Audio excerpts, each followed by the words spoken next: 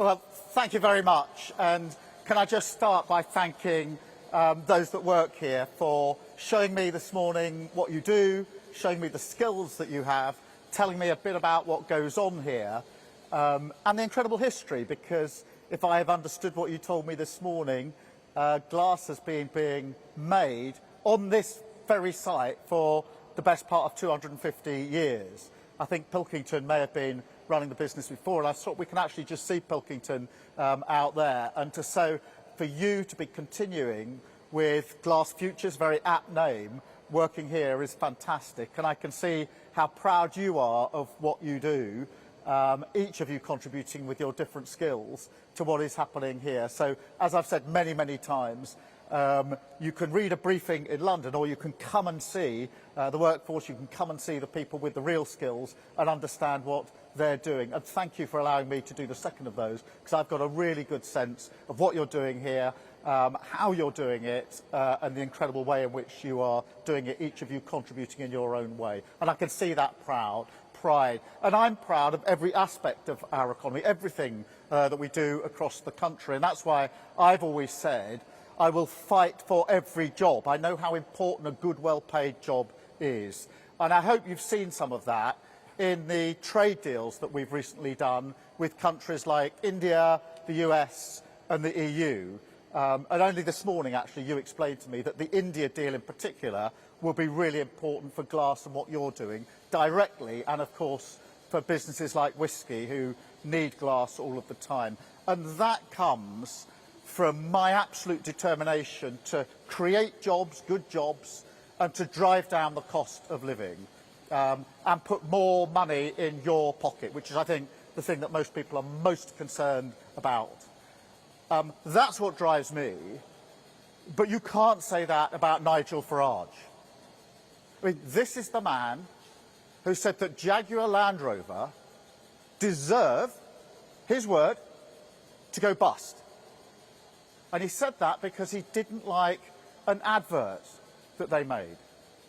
This is a company at the absolute forefront of British engineering. And he says they deserve to go bust. But unlike Nigel Farage, I've been to see the workers at JLR several times over, particularly recently. And I know what those jobs mean for the workforce themselves, for their families and their communities. And I saw firsthand the anxiety on their faces. I met them just as I've met you this morning. I saw the anxieties on their faces when they thought their jobs were at risk. So when they needed support earlier this year, when we had to fight for their jobs and make a deal with the United States, I protected those jobs because I had them in my mind's eye. And politics is about who you have in your mind's eye. We protected those jobs. Would Nigel Farage have done the same? Absolutely not. And that's the question you have to ask about Nigel Farage. Can you trust him? Can you trust him with your future? Can you trust him with your jobs? Can you trust him with your mortgages, your pensions, your bills? And he gave the answer on Tuesday, a resounding no. He set out economic plans that contained billions upon billions of completely unfunded spending. Precisely the sort of irresponsible splurge that sent your mortgage cost, your bills, and the cost of living through the roof. It's Liz Truss all over again. Now, in opposition, we said that she would crash the economy and leave you to pick up the bill. And we were right. And we were elected to fix that mess. Now, in government, we're once again fighting the same fantasy, this time from Farage. The same bet, in the same casino, that you can spend tens of billions of pounds on tax cuts without a proper way of paying for it. Using your family finances, your mortgages, your bills as the gambling chip on his mad experiment. And I can see that in keeping with my point, apparently he's in Las Vegas today at a casino.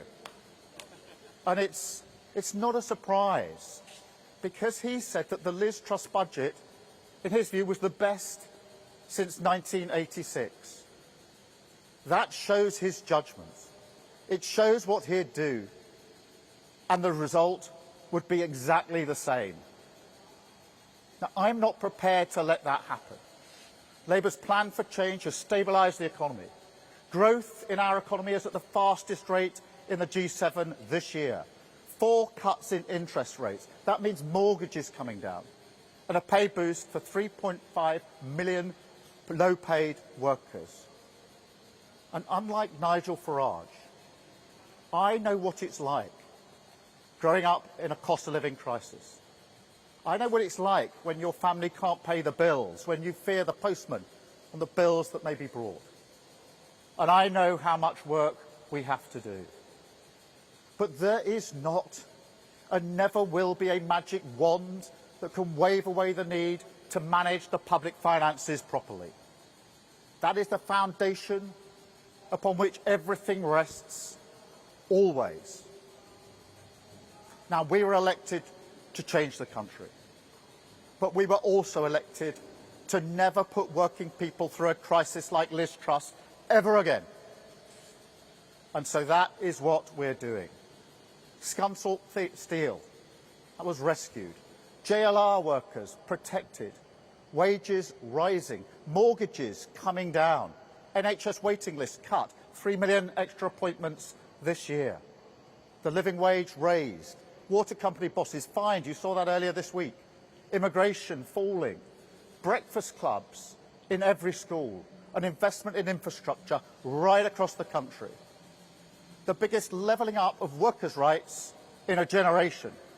And a massive cash injection in our public services without making working people pay. Nigel Farage stands for none of this. He literally voted against it. Against sick pay for working people. Against fire and rehire. Against cutting fuel duty. And now he wants to blow up the economy all over again. But we won't let him. We will deliver our plan for change, and we will do so precisely because we protect our economy. That is the path to change, and that is what Labour will deliver. Thank you all very much indeed. Thank you.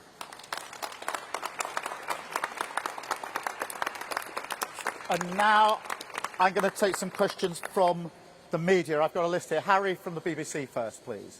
Thank you, Prime Minister. Harry. Thank you, Prime Minister. Harry Farley from BBC News. The speed of the decline in your popularity is historically unprecedented. Isn't this speech today an admission that you have failed and Nigel Farage understands voters better than you? And if I may, you've signalled a U-turn on winter fuel payments. Do you now want to remove the 2-child benefit cap? It's really important for me to remind everybody of the absolute mess that we inherited in the economy, with £22 billion missing from the economy, in the health service, which was on its knees, our public services shot through. Our job was to pick that up and turn it around, and that involved tough decisions. But we did that because we knew that the foundation of economic stability is the single most important thing. I vowed that people would never be put through the Liz Truss experiment ever again. And the reason I'm speaking out today in relation to Nigel Farage is precisely because that's what the policies he outlined this week risk for our country. And we're here to make sure that working people are never put through that ever again. In relation to winter fuel, we do want to ensure that more pensions are eligible for winter fuel, and that's what we're working on. Let me just go back to my list. I've got Amanda from Sky. Amanda. Hello, Amanda Acas, Sky News. Reform UK say you're running scared of them, that you're sounding increasingly like them with some of the policies and announcements you've made recently. This is a speech that was very defensive, wasn't it? And also, if I may, one of their policies is now lifting the 2-child benefit cap. The Education Secretary was on Sky News this week saying it's something you're considering. Is it something that you personally would like to do? Would you do it? And if so, why not do it now rather than waiting to the end of the year and lift 470,000 children out of poverty? Let me be really clear about the difference between this Labour government and Reform. Because we know for a fact what happens when politicians say they're going to spend billions of pounds and it's unfunded. We tried that experiment with Liz Truss. That is precisely what she did. And it wasn't Liz Truss that paid the price. It was the millions of working people who paid the price for that experiment. That experiment through their prices going up, the cost of living went through the roof, mortgages went through the roof, and the whole country went through a crisis. And the whole world looked to see what on earth was happening to the United States. So we don't need, this is not theory. And what Nigel Farage is doing is Liz Truss 2.0. Same promises of billions and billions of pounds in unfunded cuts, with exactly the same results. And I feel very strongly it's my responsibility to protect working people from being put through that ever again. Thank you. Let me go to Chris Hope. Chris. Chris Hope, GB News. Prime Minister Nigel Farage has 5 MPs. You've got 403. Are you panicking because Reform is so far ahead in the polls, it seems? Is he living rent-free in your brain? You went to a state school. Your dad worked in a factory. Your mum worked in the NHS. So why has a public school-educated former city trader got more in common with the Red Wall than you have? Well, I've set out my divide. I think the single most important thing is to make sure we stabilise our economy and build on that strong foundation the future of our country. And that is what we're doing. And we're seeing the early signs of that. Growth is up, the highest in the G7 this year.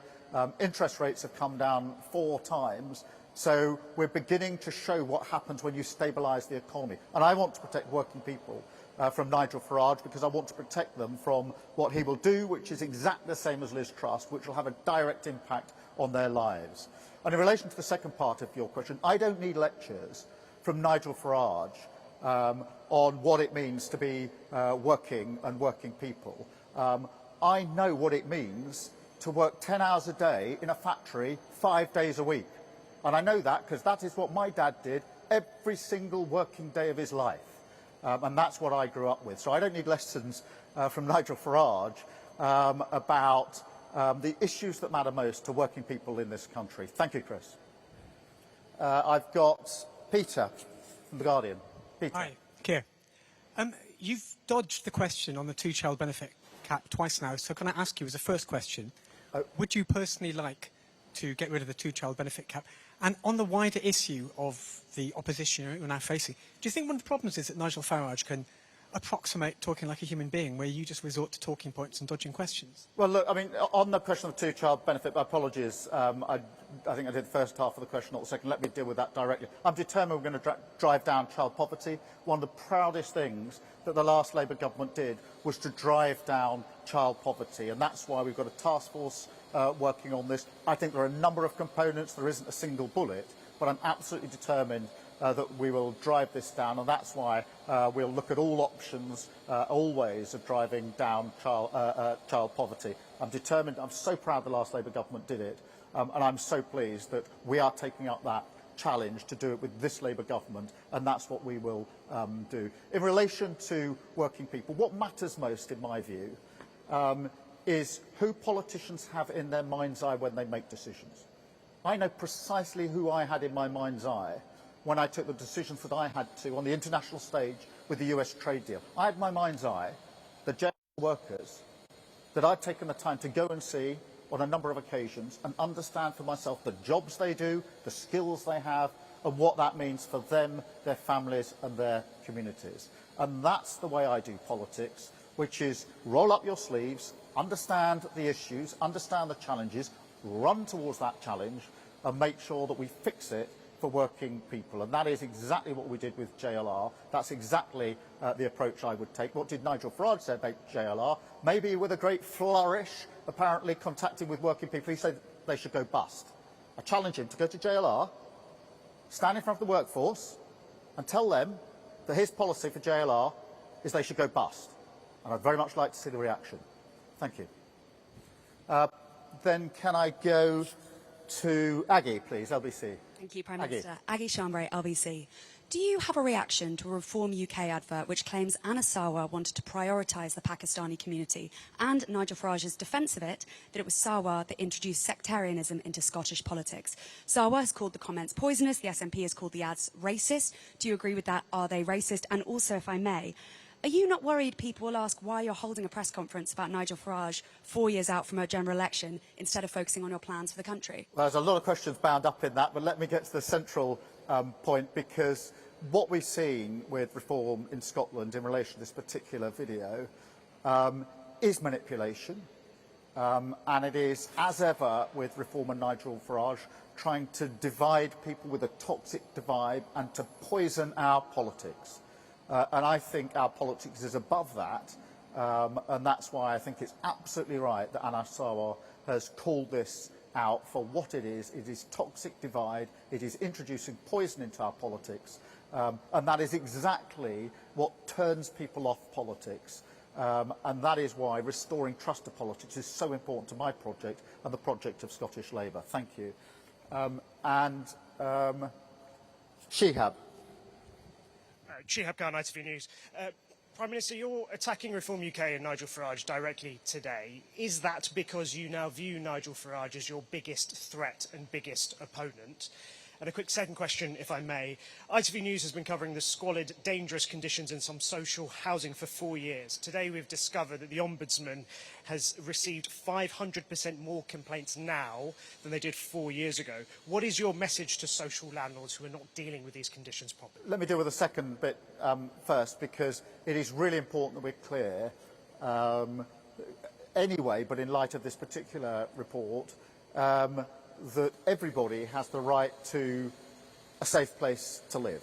And that is absolutely central to our work on housing and the work the Deputy Prime Minister is doing. It's why, for example, she's introducing a new law to ensure that standards are the right standards for people to live in. And so that's at the heart of everything that we do. In relation to the wider politics here, look, I do think that the Conservative Party has run out of road. Their project is faltering, they're in decline, they're sliding into the abyss.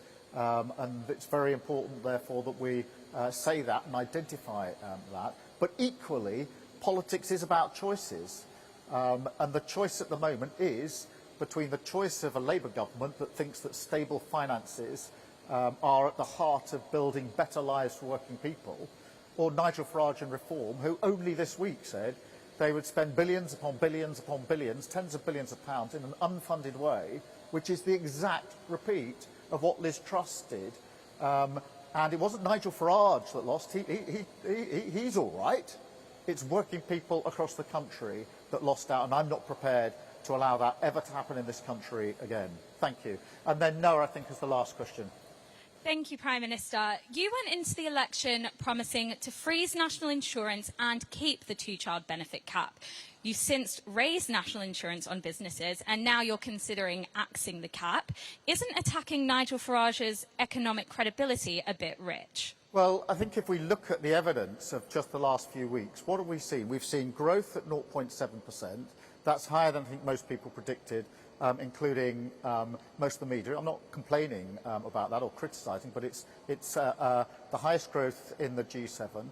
Interest rates have come down 4 times. That is a sign of confidence in the steps that we're taking. We've done 3 trade deals with countries around the world. That signals that other countries want to work with this country because they've made trade deals. That India deal, previous Prime Minister's been talking for 8 years, I think, about that trade deal. We managed to bring it in, and it's going to make a difference to people working here. The US deal as well, that was talked about for a very long time. We brought it in. And the EU deal, which is going to have a direct impact on prices in supermarkets. So all the evidence is that if you stabilise the economy, then others have confidence. We've had the record investment into this country, and the result of that is that we can deal with the cost of living crisis, and people have more money in their pockets, they feel better off. And that, for me, is at the heart of everything I stand for politically.